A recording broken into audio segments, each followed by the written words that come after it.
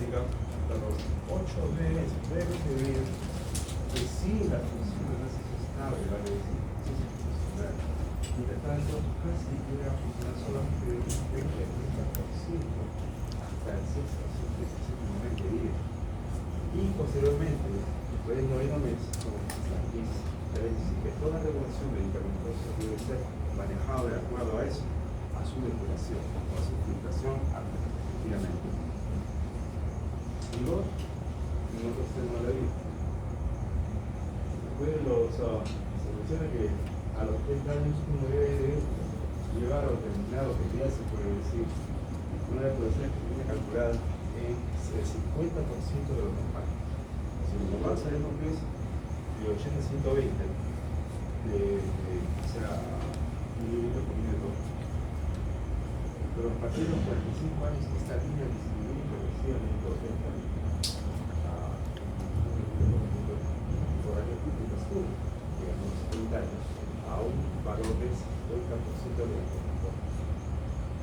Y allí progresivamente que ya han hecho un grupo de pueblos 70 se lo han hecho fisiológicamente hablando, porque depende pues justamente de los factores comórbidos que se van a asociar al estado de la persona. De tal forma de que todas las variaciones van a tener que repercutir de hecho con el paciente si es que va a adquirir enfermedades subsecuentemente en el transcurso de su vida. Por ejemplo, pues la diabetes, la tensión, cualquier enfermedad que afecte, digamos, al sistema glomerular, y eso es la función del riñón. Con esto quiero decir de que los medicamentos hay que usarlos con cuidado, saber qué significa y cuál es la función renal aparente del paciente cuando ustedes lo entrevistan o lo ven. No es cuestión de que se recete ya por acá, ¡pam! Todos igual. A veces hay pacientes, digamos, obesos, hay pacientes con mayor masa muscular, o pacientes que son, digamos, catéticos, hinchados, fascitis, que va a modificar justamente la elección del fármaco y sobre todo la frecuencia de ingreso del paciente. Y eso va a depender justamente del manejo clínico que usted le den. Por ejemplo, no me canso de decir a cada uno que viene conmigo, primero aprenda a caber al paciente, mírenlo, diferencienlo,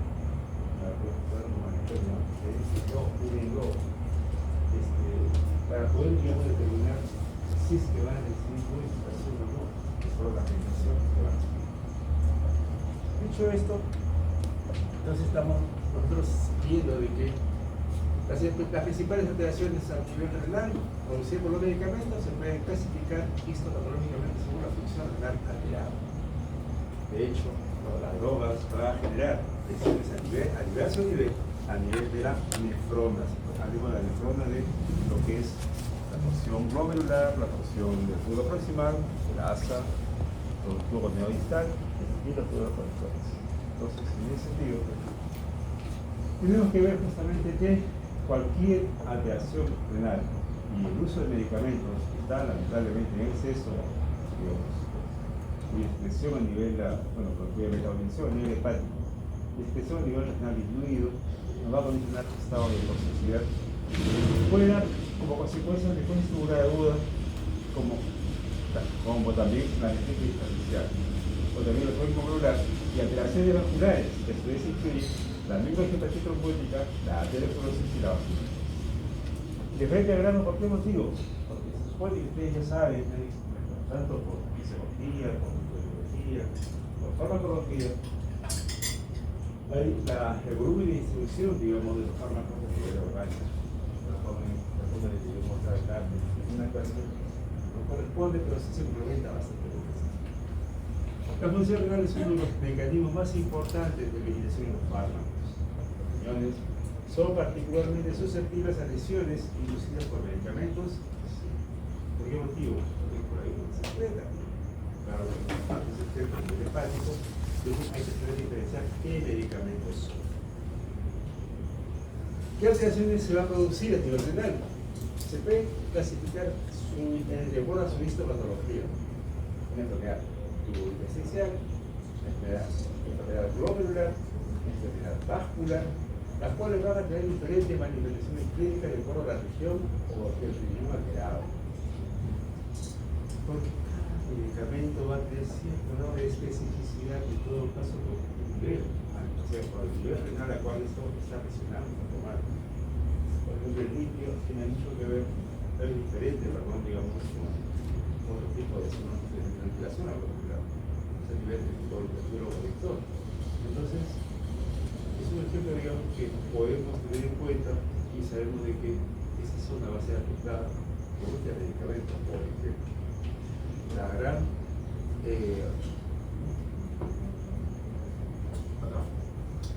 los polimorfos nucleares que se van a establecer probablemente a nivel renal, miren cómo es el filtrado masivo, grande, como un reflejo de que algo pasó, algo generó justamente este derrame a nivel de tejido y condiciona una inflamación o una infiltración severa de los polimorfos nucleares y sería un abuso decir contra el no, pero posiblemente que puede encontrarse justamente a nivel tejido renal con un incremento del edema a nivel de pared. Edema de nivel de pared y distorsión a nivel tubular con su distorsión morfológica estructural.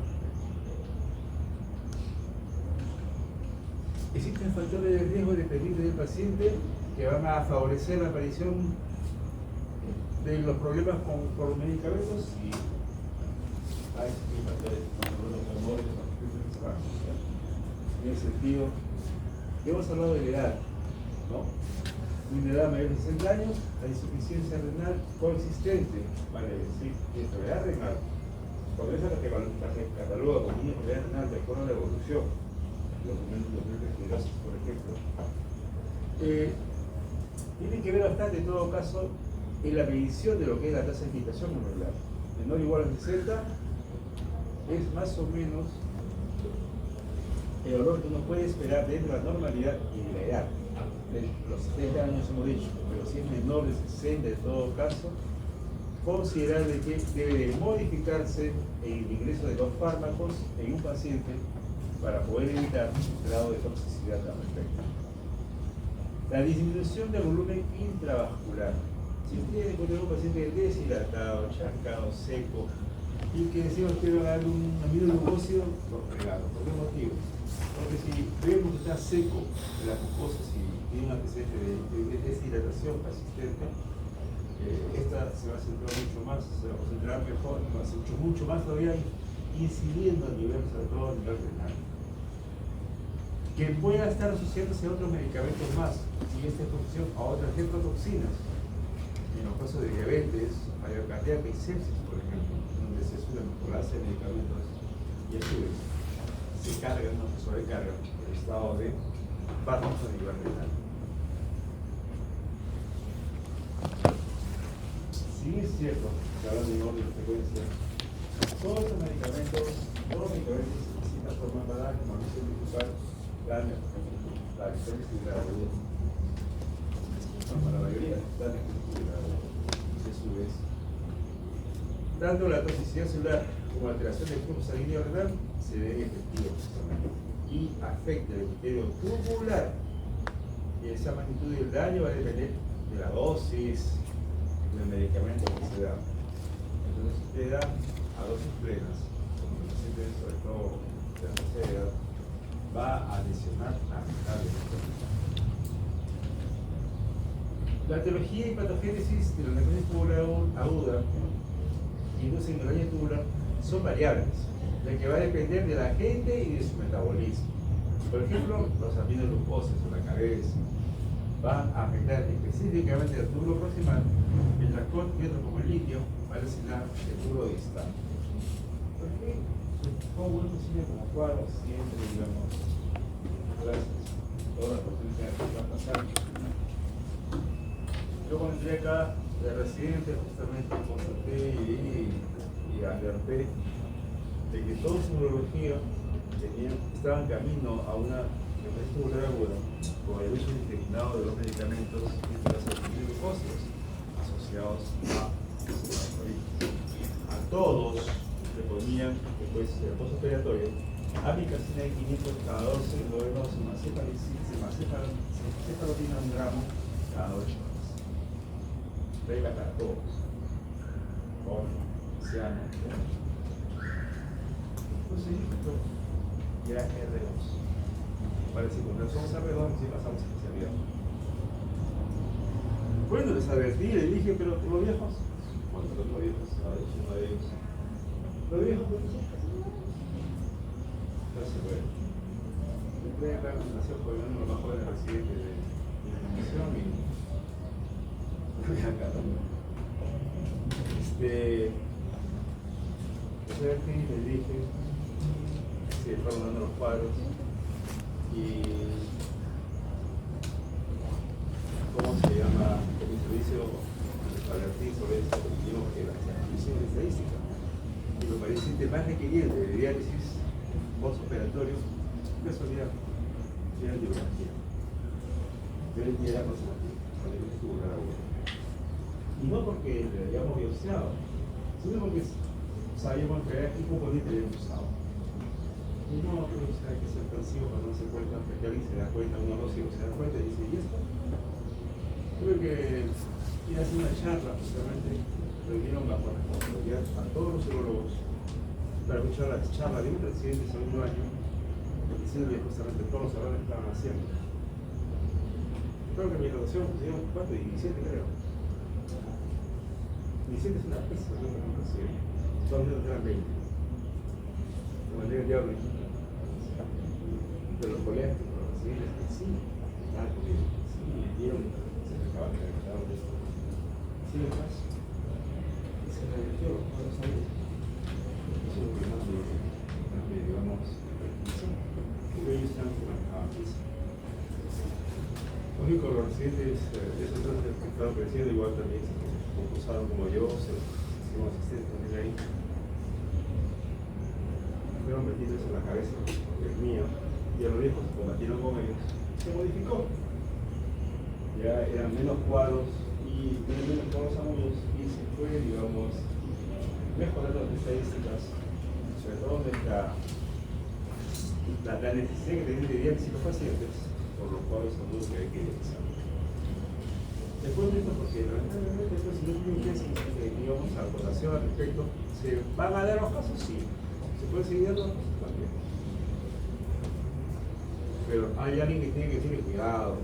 Si me tira fácil, pues de favor ustedes se miran los pasos y entiendan lo que es esto y otro, cuando tienen ustedes un uso conmigo. Si ustedes pueden modificar conducta, digamos, que están acá, háganlo. No es igual, yo respeto, yo digo. Bueno. En el caso de los glucósidos está descrita la necrosis tubular aguda, secundaria de depósito de fármacos anterior del tubo renal, induciendo necrosis de células tubulares. Otros fármacos implicados con este mecanismo de lesión incluyen afotericina, público, el cisplatino, el tratamiento oncológico y la ciclosporina, el tratamiento para trasplante renal o algunas glomérulas que tienen su uso, y los medios de contraste rápido. Son tratamientos que tienen muchos espacios de uso ya de diario y el cuidado. Los procesos inflamatorios que afectan el tubo intersticial.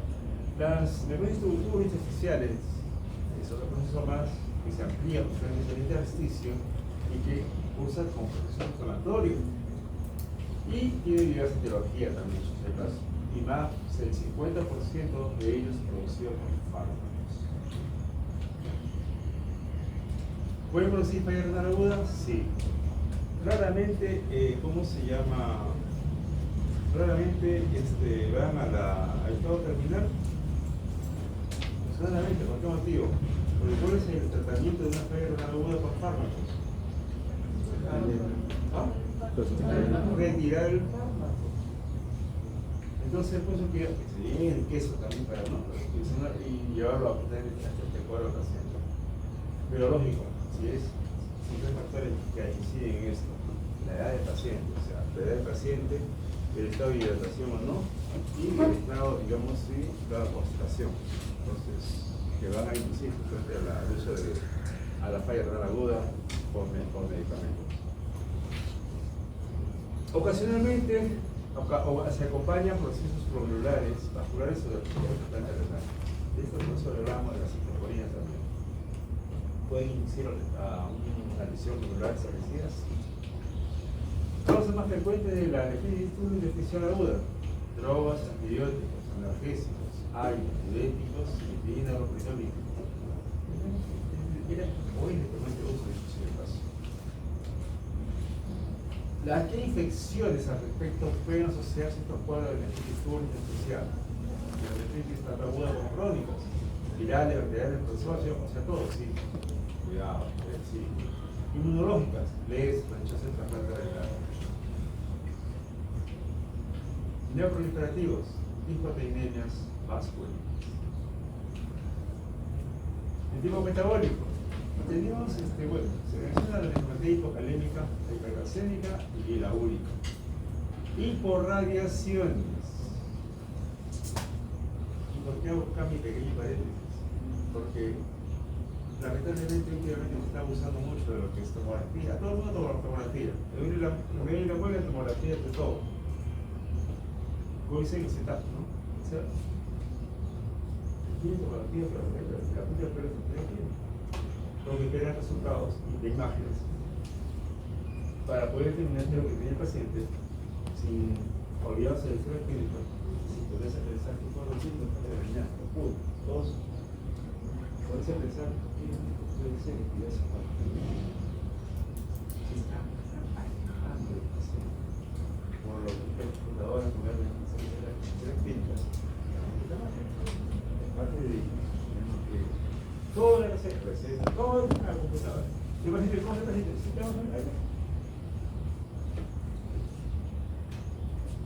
¿Qué origina eso? Que evaluemos mal al paciente. Le damos todo, ayuda a imágenes, creyendo que ellos tienen la respuesta del caso. Las radiaciones, que condicionan justamente los problemas de la vascular, en todo caso. Alteraciones cerebrales urinarias. Toda alteración estructural en la anatomía urinaria va a considerar también posible alteración como el uso de medicamentos. El reflujo que vamos a hacer cansancio o larga clase, las obstrucciones, puede ser pacientes efectivos, metales pesados y de causa de cáncer. Y es lo que nos interesa. Clínica de la constitución de la cruz especial. La clínica. Alteración en la función renal proximal. Bueno, de hecho, ¿va a haber alteración en la función renal? Sí. Tratando de identificar aproximadamente, digamos, cuál podría ser, de acuerdo a lo que es a la acidosis tubular tipo 2, de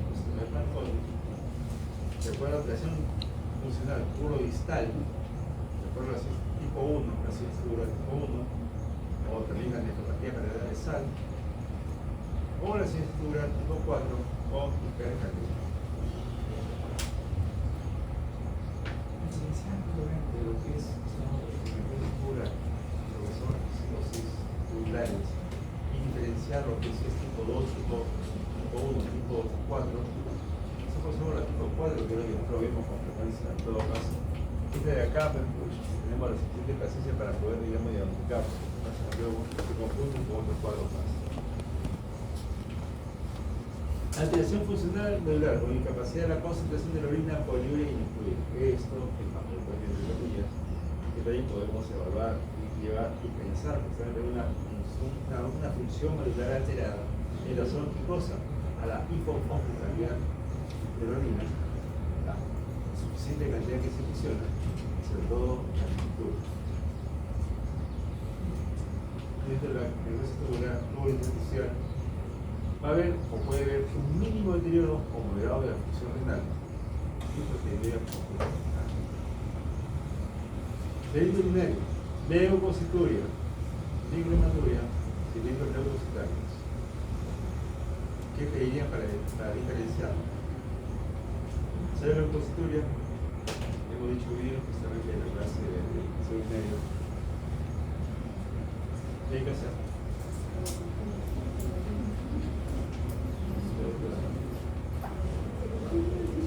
o sea, todos fallamos, todos esto, y fue lo mismo, no hay problema.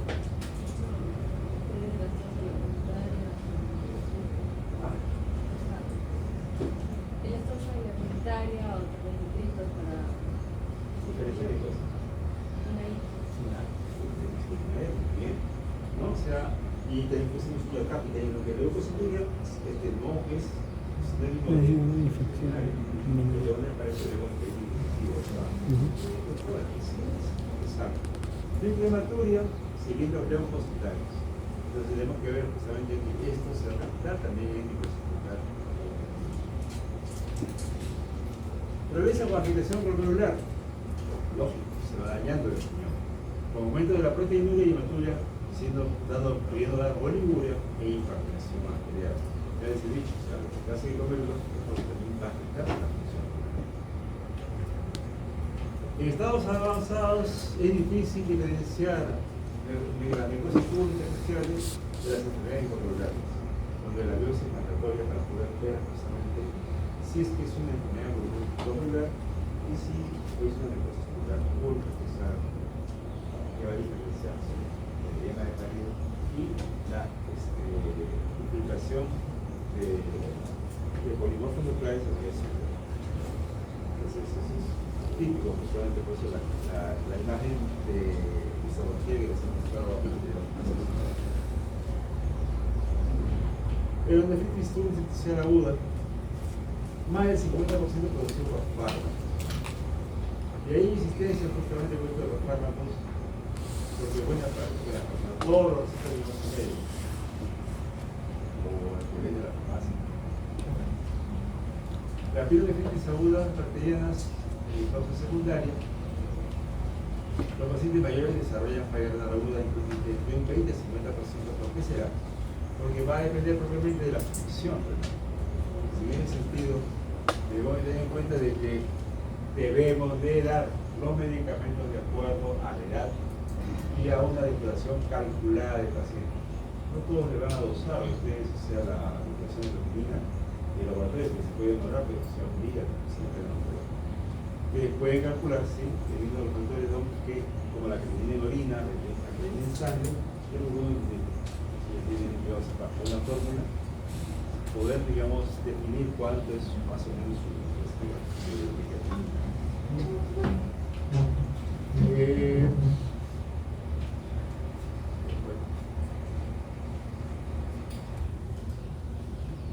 Los fármacos a predominancia, que hay que tenerlos también cuidado en pacientes especiales, los antibióticos, los beta-lactámicos y los AINES. Las ibuprofeno, ibuprofeno, naproxeno. Va a depender también de la idiosincrasia del paciente, porque no todos van a responder igual a los medicamentos. Hay pacientes que le dan buen kilo de AINES y no pasa nada. Otros le dan solamente un granito y ya está, ya se descompensó el paciente. Entonces, la idiosincrasia de cada paciente es también la diferenciación que se puede hacer. Esta es la clínica de la nefritis pública especial aguda. Hay una triada: fiebre, erupción cutánea y eosinofilia en el curso de una enfermedad aguda. Estas tres cositas, la fiebre, la erupción cutánea y la eosinofilia en sangre y en orina, nos hace sospechar que una enfermedad aguda de tipo nefritis necrosis pública especial. La eosinofilia, que se presenta precozmente a nivel de orina, de sangre, y posteriormente a nivel de orina a la semana, debería sospechar mucho más todavía de que ha habido medicamentos de por medio. Pero recordar que ya a la semana sí ya aparece ya eosinofilia de la orina, o sea, la eosinofilia en la presentación de la orina. Acá no hay test, ya que sacar el sangre, ya no hay. Entonces, ya no hay en sangre, entonces no es. ¿Qué ocurre? Que la primera semana es el periodo donde se puede detectar justamente la eosinofilia. Y después de la segunda semana se ve la eosinofilia y el curso de la enfermedad aguda. Entonces se da la triada perfecta: la fiebre, eosinofilia y, ¿cómo se llama? La erupción cutánea. Acompañan a ello, puede acompañar a racha, lumbalgia, adenopatías. ¿Y la orina cómo es? Hay hematuria, luego constituye estéril, como bien dice su compañera. Aunque se lo cultivo en todo caso, por un motivo, por el sentimiento de infección. Luego constituye estéril, luego sinofiluria, proteinuria, pero siempre menos del rango nefrótico. Y no alcanza rango nefrótico en gas ya persistentes, sobre todo por áreas. Los índices SIDA son de escaso valor, no quedan en el tiempo en ese sentido, no le va a ayudar en nada. Y la biocernal es el diagnóstico definitivo. Hasta ahí estamos tranquilos. Histología, infiltración intersticial difusa de linfocitos celular plasmática, neutrófilos, eosinófilos, elastigales, granulomas, edema, intersticial e hinchazón celular. Lo que caracteriza histológicamente hablando a la actividad glabiosa que es lo que vamos a encontrar. La eosinofilia es frecuente pero transitoria. La eosinofilia es más frecuente, más no patognomónica. Dado que puede confundirse con diagnósticos como arteria embólica, neuropatía activa y el cáncer de pulmón. En la necrosis tubulosa especial por aires a la afectación intersticial se puede asociar una neuroglobina a cambio de vida. O sea, con un desarrollo suave de proteína de edema quizás, que puede recorrer fácilmente por los corticoides. En estos casos, cursan con proteinuria y pueden desarrollar un síndrome nefrótico. Pueden desarrollar si es que uno, no retiran el fármaco, dos, el fármaco dejado de algunos medicamentos que son de por sus sucesos de tóxicas frecuentes y que lamentablemente tenemos mucho que ver acá. Los antibióticos, sustancias para el diagnóstico, rayos X de contrastes, analgésicos, metales pesados, disolventes, productos complejos inmunes, los herbicidas, ¿no? Que paran desinfectando las cosas, en todo caso en el campo, agentes biológicos y botánicos, fármacos antineoplásicos, formadores de metahemoglobina y los antiepilépticos, una cantidad enorme de medicamentos que al momento ustedes tienen que leer. Puedo tratar de encontrar algunos para poder mencionarlos. ¿Ya? Tratamiento preventivo de los fármacos. Un 35% de los pacientes requerirá apoyo de diálisis sin antídotos, digamos. Así que, realmente, no solamente es fármaco, sino que está asociado al fondo que puede tener el paciente. Deshidratación, la edad, el sedentarismo de ese paciente, o sea, que pueda estar más postrado, que es más frecuente, y que esté asociado, digamos, quizás a otro deterioro más, para decir, o sea, pacientes con carga mayor de proteínas, otológico, tipo de MM, o cuadro de hipercalcémico. El beneficio del uso de inmunosupresores no está claro con esto. O sea, no que hay que ver inmunosupresores, partículas de cantidad, absolutamente no. El paciente con falla renal aguda, sí dice que hay una posibilidad de uso de la prednisona de 1 o 2 miligramos al día, pero como tiene prednisolona por 3 días, pero detengas un poquito porque todo ese corticoide genera que baja el sol, entonces a un paciente que quizás que sea poligúrico o duodémico lo va a luchar más la retención a ver de manera venosa. El uso de ciclofosfamida sin evidencia clara, no tiene una evidencia clara específica al respecto, pero como medicamento a veces digamos los colegas de la ronda dura aproximadamente cuánto el tratamiento, de 2 a 3 meses. Es el tiempo de evolución de la falla renal aguda. 2 a 3 meses de control que debe ser. En ese sentido, no solo 7, 14, 21 días que dice que es la falla renal aguda, sino la elección y de manera probablemente del caso, como puede resolverse. Pero el hecho de resolverse no quiere decir que ya se sabe más. El control de la falla renal aguda demora 3 meses de seguimiento. La falla renal aguda va a 3 meses. Al cual no debemos considerar que la evolución de una necrosis túnica inicial aguda es idéntica. ¿Y qué cosa es una necrosis túnica inicial crónica? Desde el agudo pasa a lo crónico porque es un mal manejo, ¿verdad? Entonces, en ese sentido, la etiología es multifactorial, hay otras agudas. Algo que causa más frecuencia. Y la insuficiencia renal producida por aire es dosis dependiente. El consumo acumulado de 3 kilos o más del fármaco o ingesta de 1 gramo al día durante 3 años. 3 kilos del fármaco. Una tabletita de paracetamol de 500 miligramos. Paracetamol, 500 miligramos. ¿Cuánto será? Consideren esos 3 kilos. Ustedes llevan 5 o 3 kilos de ese fármaco acumulado. Para decir que estoy tomando vida. Claro que el organismo no es una computadora que te lleva 500, 750, 800, pero es un cálculo aproximadamente de 3 kilos que va a originar justamente lesión renal. Y puede ser, puede llevar a la cronicidad, en este caso por antiinflamatorios muy perdidos. O ingesta de 1 gramo al día durante 3 años. ¿Quién puede tomar 1 gramo al día durante 3 años? ¿El paracetamol cuánto digo, qué contenido tiene el paracetamol en la tarjina? El paracetamol, ¿cuánto miligramos tiene? 500, 1 gramo. 500 pues. ¿Dos paracetamoles cuánto hacen? 1 gramo. Pero una persona que tome 3 años seguidos paracetamol. Sí, médico director del Hospital Zagual.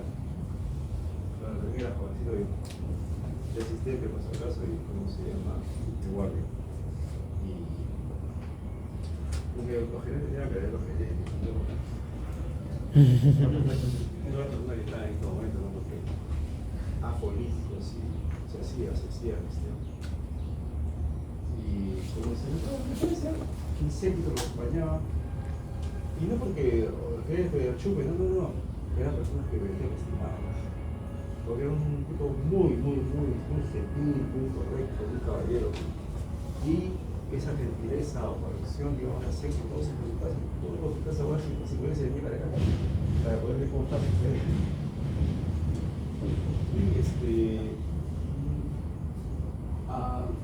Y entraba y, ¿cómo se llama? De hecho, me llamaron.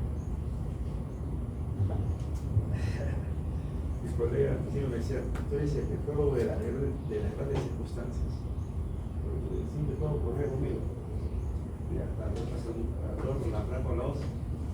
Yo lo detecté, yo lo hospitalicé, yo lo denuncié, yo le puse el teléfono. Y él me enseñó en 5 de mayo, segundo año. Bueno, entró el colega y me llamaron porque tenía 300 de urea que tenía el agua de 18, creo. Estaba psicótico, condición metabólica, hipercalémico, puede ser, estaba con figura. Y bueno, me llamaron, entonces me llamaron, sabía hablar de la telefonía. Me acerqué, entonces el colega y el sérico, todos miraban, diciendo, no, está buscando al médico. No, al asistente. Guía. El tema está de que el padre me dio, pero ni por eso, la pregunta un papel no está bien, viene a ayudarme, ¿verdad? Claro que yo soy de igual, precisamente. No, pero se ve muy serio usted. Me queda. Nada, así que fue lo que quería yo, pero realmente te lo explico con amabilidad. Bueno, este estribo, digamos, conclusión, tenía miedo a todo, vale decir, no soportaba el dolor. Una persona que no soportaba el dolor por nada, desde los 7 o 8 años. Y de esa edad empezó a tomar antalgina. Eso, se la apareció, acá estamos.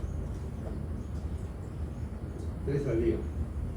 Porque desde que sacaron una muela y empecé a llorar y se traumó. Entonces, papá, yo, la antalgina me sobrevive, el naranjadito, ¿no?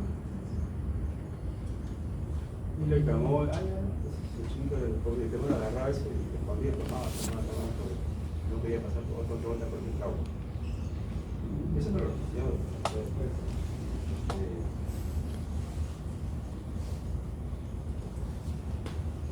Cuando me lo contó, pues.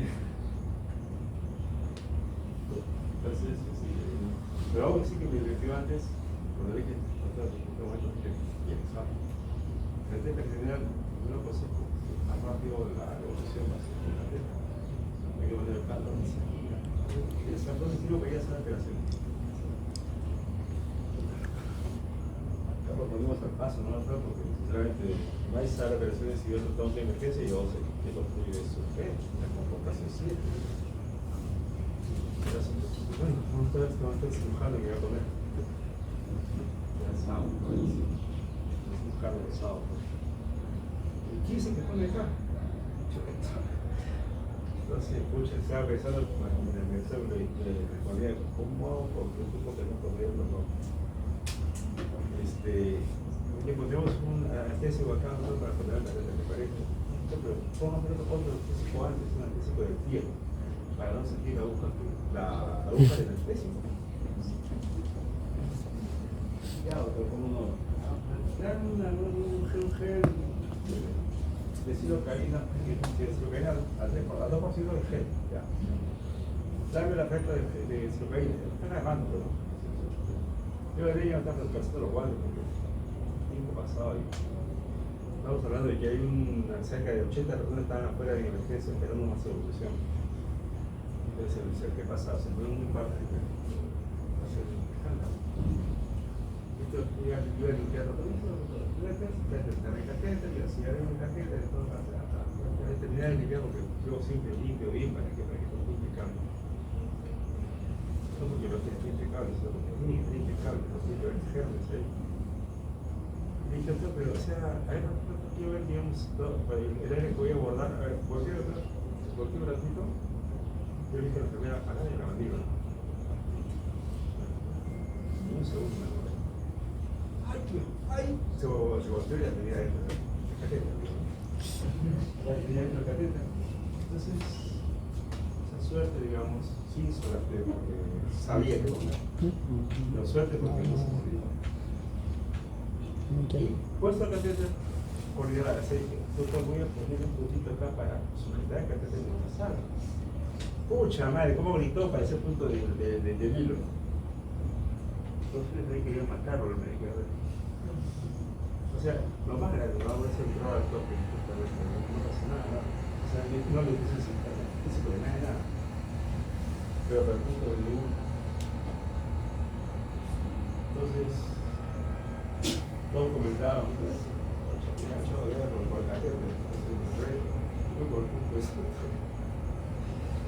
lo realizamos.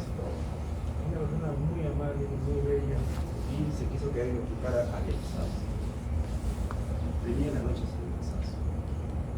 Yo dije, lo malo acá después que no podemos decir cuál es la causa de la rutina, no tengo motivo, pero invitamos para tratar. Y voy a saber, seguramente hablando, cuál es la etiología de esa enfermedad que tiene cada paciente. Porque eso nos motiva a pensar en la evolución del paciente arreglar. No voy a incidir nuevamente en mi opinión, no está encantado que se pensaba colocar. Entonces, no había causa, entonces, bueno. Y una noche de guardia yo no encontré para el día 16. Y bueno, vamos a ver un rato, porque ya ponemos entre consultas, en otro momento. Y eso lo empezó a contar más tarde, porque es un primer chico. Por acá, entonces también vino a agarrar. Tranquila, que está al lado, para darle más fuerza. Siempre le diga, pues siempre cansado. Sí, no, entonces muy bien, otra vez para pegar. Eso es importante por eso. Tienes que saber interrogar al paciente, saber llegar al paciente e interrogar. ¿No? Ustedes de cefalea, mialgias, a veces nos llevan a pensar de que hay algo más asociado con fármacos.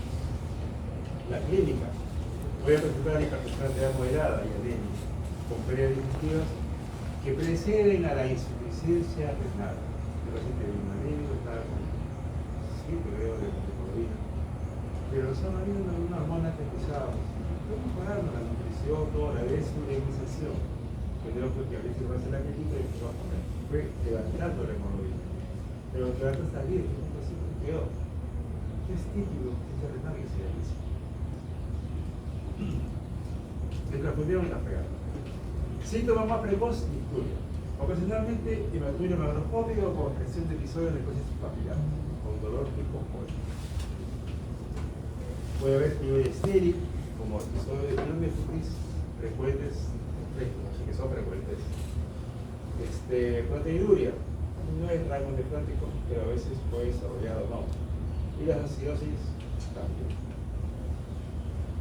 El problema es que todos se encuentran los cálices dilatados y en fases avanzadas sin necrosis papilar. Con disminución de los riñones. ¿Cuál es el tratamiento acá? Evitar la progresión de la enfermedad renal crónica. ¿Qué se debe hacer? Si están tomando un medicamento que daña al riñón, 2 años o alrededor de ahí, o un medicamento que ustedes consideren que pueda afectar al riñón, para eso tienen que, por favor, no me sale necesito lo más así. No. Hace un año más o menos vino una paciente a mi consultorio y venía, digamos, con proteinuria, venía con falla renal crónica que iba a hacer cuartos. Entonces, el trabajo ya así, no sé, tengo su cáncer, digamos, ovárico. Y que estaba trabajando con un tratamiento oncológico nuevo que se había aparecido. Pero hay un medicamento que sí, que decía que y yo lo tengo acá, entonces, hicieron así, quedó con riñones, hicieron una. Entonces hice la consulta a su oncólogo, la profesora renal continua, ese establecido, y otro, por favor, considerar tal medicamento con mi condición, la progresión de la falla renal. Entonces dije, vimos la posibilidad suspender o cambiar a otro medicamento sin interrogación. Yo lo dejo a él, por ningún motivo, yo no estoy tomando la potestad. ¿Y verdad? Mi colega la siguiente consulta suspendió el tratamiento oncológico y la función renal puede recuperarse lentamente, pero puede recuperarse. Por eso le digo todo, es saber interrogar.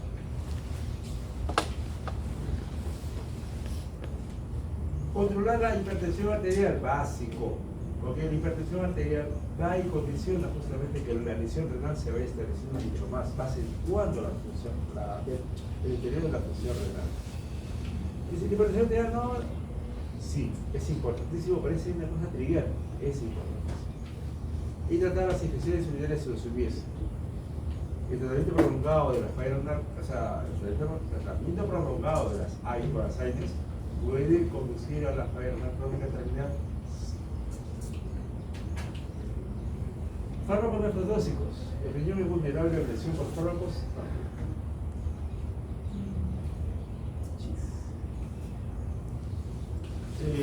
Los aminoglucósidos, es una repetición, no suspenda. Los aminoglucósidos, la anfotericina B, la glutacefalosporina de primera generación son nefrotóxicas también. Y si están asociadas, les conté el caso de la cefalosporina más los aminoglucósidos. En este caso la glicina, ¿no? Eso es potencial. 10 a 15% de pacientes con aminoglucósido desarrollan IRA uroproximal. Clindamicina, tobramicina, nicacina, nefumicina. Y el 80% de pacientes que reciben anfotericina presentan un deterioro de la función renal en la vasoconstricción ventricular renal con lesión posteriormente y de la función renal. La cefalolibina, cefalotina son nefrotóxicas potenciales. La cefalotina es el famoso Kepling de antes, genera falla renal aguda por toxicidad. Ahora pasamos a hablar sobre los medicamentos oncológicos tipo fármacos antineoplásicos, agentes alquilantes, ligado de platino y aumento de la expresión y aumenta la expresión de uratos o ácido úrico por la expresión o por la lisis celular que no ocurre. Al liberarse justamente o comprarse la pared celular, los elementos principales como ácido úrico van y proliferan e incrementan el nivel de ácido úrico en sangre. Esto asociado a qué?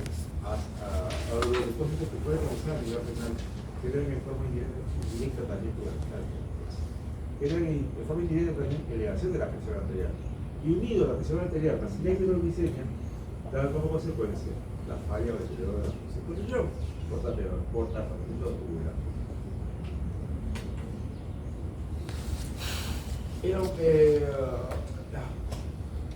La liberación de por el daño renal justamente a nivel por exposición celular, dando cistitis hemorrágica, la hipocalcemia, hipomagnesemia, la ICB, por el uso del cisplatino y la lisis tubular, la liberación de purinas, también por degradación de función nucleica, produciendo su expresión una alta posibilidad de formación de cálculos. Precipita los cristales, generan cálculos, generan uropatía digestiva o en todo caso daño nivel.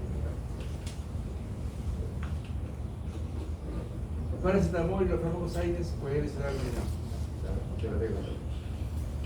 y por NTA, tubular aguda, el 2% había tomado sobredosificación, acetaminofeno, el acetaminofeno, antalgina, calmador, paracetamol, todos son familiares,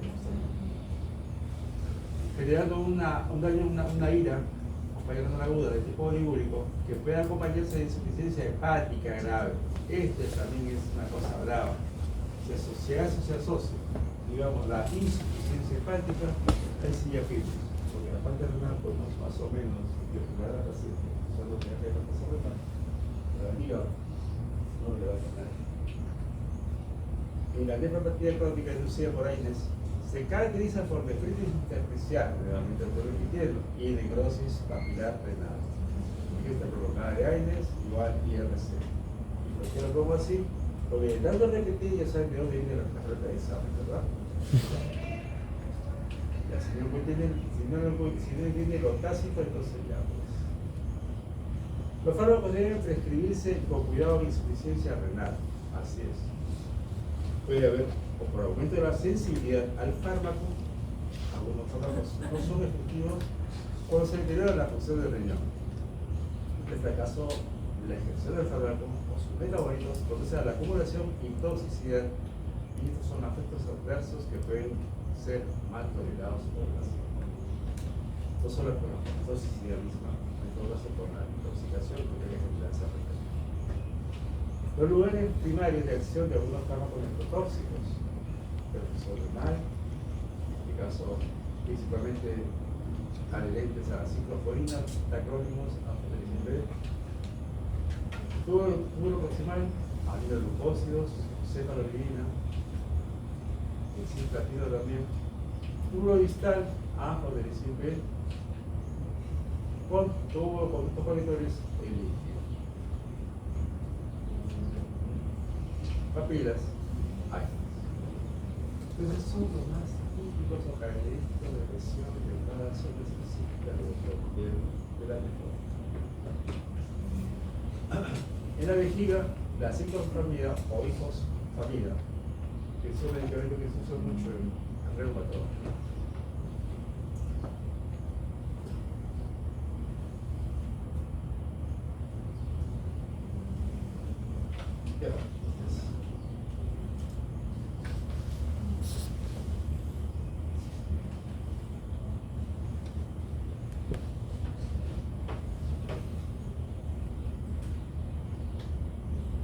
Dentro de estos medicamentos estamos hablando de oncológico. La forma, digamos, de lesión, digamos, en la mayor cantidad de los casos son idiopáticos y se conocen. No demostrado de qué cosas puede estar produciendo. Pero se debe encontrar, o se busca una relación, si es, o sea, con los medicamentos que pueden el paciente use, sin necesidad que sea, digamos, de tipo oncológico. Tipo como la penicilanina, por ejemplo, o sales de oro, de tipo reumatológico en este caso. Incluso los fármacos inhibidores de la enzima convertida de angiotensina, las chicas. Hay reportes que sugieren que el uso de AINES puede ser el causa frecuente de neumonía granosa. La sí que viene a ser parte del efecto diferencial de la neumonía granosa como causa de este proceso. González de Oro se ha encontrado partículas de este material en lisosoma de células tubulares renales, por la vía renal.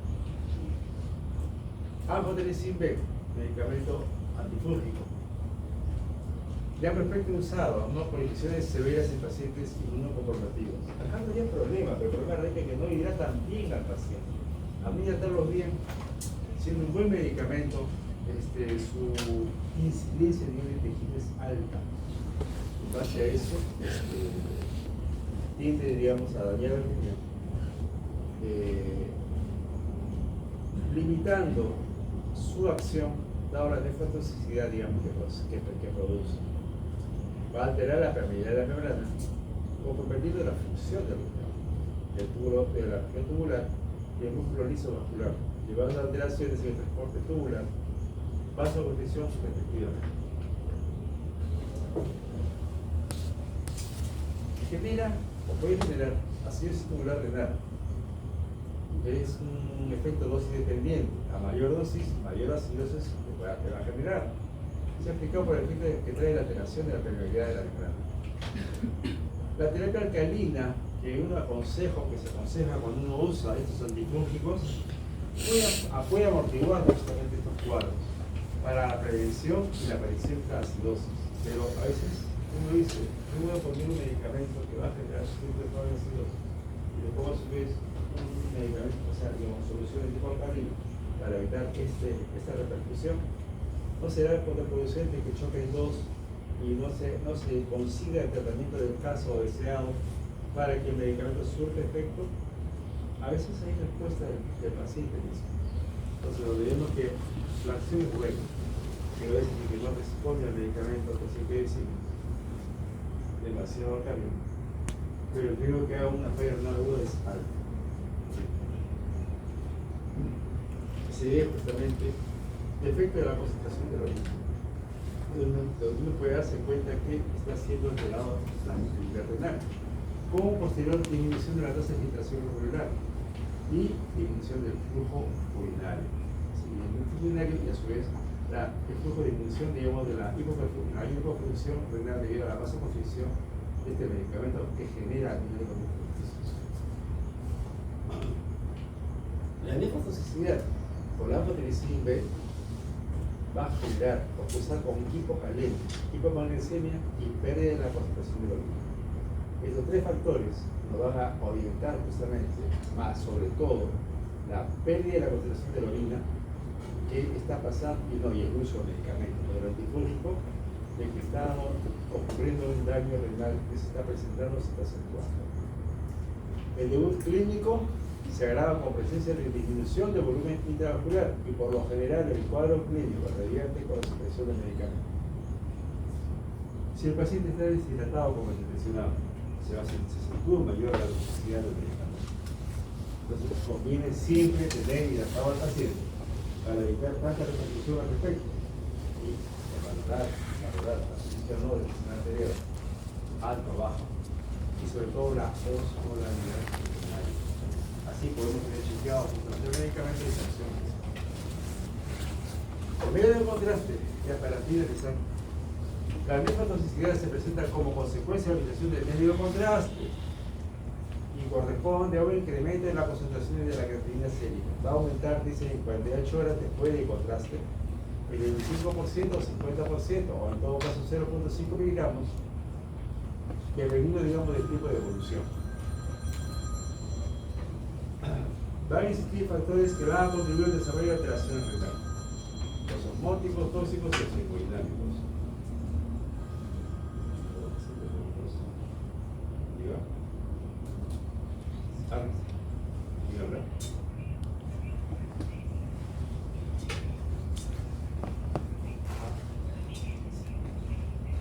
Así es.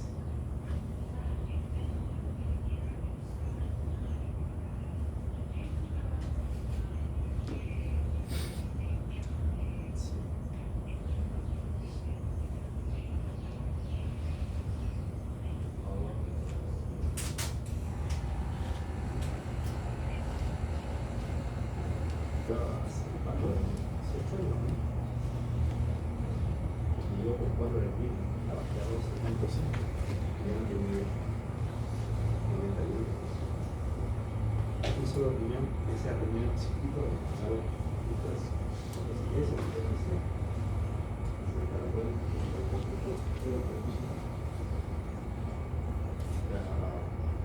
aparte de eso, de cambiar lo de lo literal, está ahí, para cómo se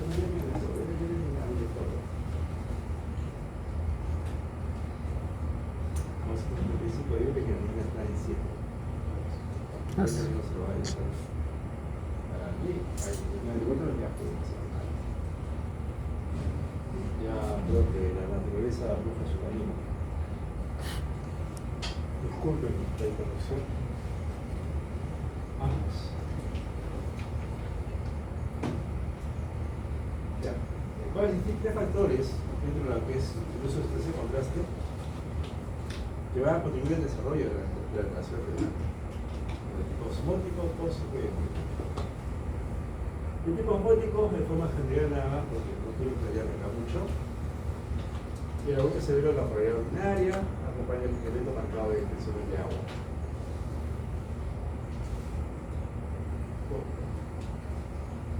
Construcción tubular se observa principalmente en pacientes con algo metido ahí, como el DMN. Puede ser que toda situación de contraste interesa al paciente, pero qué casualidad, para que se vean bien las imágenes, le mete un evacuante, le hace vomitar al paciente, qué sé yo. Pero el evacuante mañana de reflection y en la mañana antes de ir a la sala, otro evacuante por si acaso. Llega pues ya pues una lechuga deshidratada y encima tiene antecedentes de DMN, por ejemplo, mieloma múltiple. Cuenta proteínas anómalas tipo Ben-Jones, le puede hacer contraste. Y encima es ya presencial de 180 años. Ya, hecho, ese es fijo, porque no queda algo. Predispone ¿qué cosa? Precipitación masiva, obstrucción tubular, falla coronariana. Por efecto hemodinámico. Inducen a la base de hidratación de medio contraste, pero aquellos pacientes que estén hidratados, pues si está deshidratado, es otro factor más. La tetralina va a producir vasoconstricción por el aumento de su síntesis y disminución de la producción de oxígeno. Y la administración de los medios de contraste va a estimular la producción de radicales libres, los cuales inducen apoptosis y las células renales, contribuyendo aún más al daño renal. O sea, se van sumando las cosas para hacer más el daño a nivel tubular.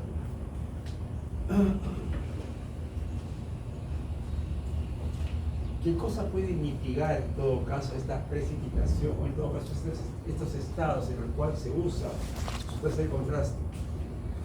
La acetilcisteína, acetilcisteína, dice que mejora, ayuda a la perfusión, facilita que no haya vasoconstricción,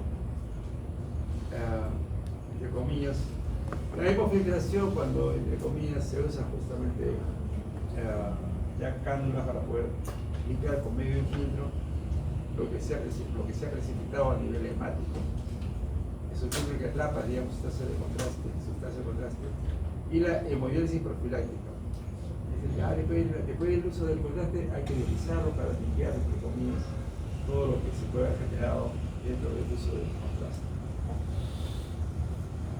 Si te sobra máquina y puedes hacerlo bien, si no, también tenemos el sistema de lo que sea hemodialización, no tenemos. La acetilcisteína le damos a veces por si acaso, yo siempre le digo, valore a los médicos, valor en costo-beneficio.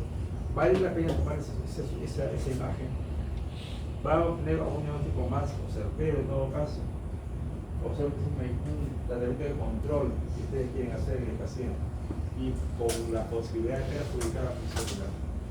¿Por qué pongo esto? Nosotros podemos tener un protocolo cada 3 meses, TAC, todo el abdominopédico en todos los pacientes oncológicos que han sido operados para evaluar la sustancia de crecimiento o no de ganglios. 3 meses, sustancia en contraste. ¿Cuánto creen o cuántas placas creen ustedes de que se toman, digamos, por cada tomografía? 400. 400 placas. Por cada la cantidad de radiación que recibe cada paciente. No le digo más porque porque estoy querido hablar por cuestión de cuestiones que practico yo no. Pero si eso resume la cantidad, yo no digo, resumiendo la cantidad de radiación que recibe una persona, por los estudios. Imagínense ustedes que ya, bien, tal, no me gustó, o sea, ella sin poder, no tiene ese poder, no vale. Otra, güey.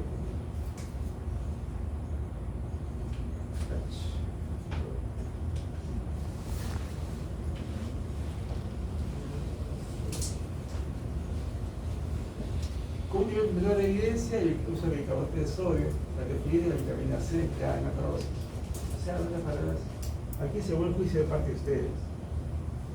Si el paciente esté hidratado, que el paciente tenga estabilidad en la presión arterial y otro que después de la acción de contraste de control del paciente cada 6 horas a las 24 horas a 48 horas. Se supone que crecimiento de la creatinina 0.5 miligramos de creatinina de 24 horas, hoy no pasa de 20-50% de lo normal. Sobre eso hay que tener cuidado al respecto. Y encuentran ustedes eso, ya no empieza la especialista, porque están cambiando a ser una diafragma. Bien, ya para despedirnos, AINES, solamente es un resumen, por favor, ya. En el antiinflamatorio, nuestro video AINES. Dos datos más de AINES. Así utilizado simplemente para el tratamiento de la inflamación de dolor, actor inhibidor citogenasa, una enzima que cataliza la conversión del ácido araquidónico por prostaglandinas, prostaglandinas, promoxanas. Alto potencial nefrotóxico, especialmente cuando se usa de manera inadecuada o en tratamientos crónicos.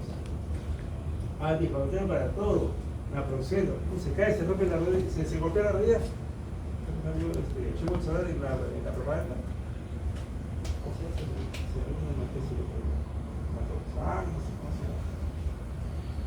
Venimos de la televisión como gran cosa de ¿cómo se llama? De beneficio para las personas. Las personas ven eso y dicen, eso es bueno. Esta alteración de la hemodinámica intraglomerular puede conducir a necrosis tubular aguda si isquémica, en la mayoría de los casos. Sin embargo, se describen otras alteraciones histológicas como enfermedades de cambios mínimos, glomerular no proliferativa, necrosis papilar aguda y necrosis papilar. Diga todo lo que puede ser sometido justamente por uso de los aires. Sé que no era eso, usar un medicamento de mucha idea. Aunque todos los aires tienen la posibilidad de generar nefrotoxicidad de carácter funcional, el consumo crónico de acetaminofén y diclofenaco ha sido clásicamente asociado con la generación de nefritis intersticial. Clásicamente asociado. Uno, la organización tiene que preguntar. Dos, saber que esto puede mejorar si suspenden el medicamento. Tres, prohibir en todo caso este uso de sus pacientes que ustedes conocen. Desde el punto de vista clínico, los AINES producen HPA. Paciente hipertenso, no sé por qué. ¿Qué medicamentos usan? Ya empezaron ustedes a investigar, se dan cuenta. Proteína secundaria de enfermedad glomerular, hipercalemia, fracaso de renal agudo, especialmente en pacientes con hipertensión previa. Acentúa los AINES a la vía C y los lleva al estado terminal. Preguntas, caballos. No hay que recetar, pero dicen que la medicina más que ciencia es arte. Arte de saber encontrar la cantidad de medicamentos necesarios para el paciente y que le pueda servir, solamente si generar toxicidad. ¿Preguntas? Si no hice preguntas, me da sus cuadros clínicos de día de día, por favor, la segunda parte de los casos clínicos. Vamos.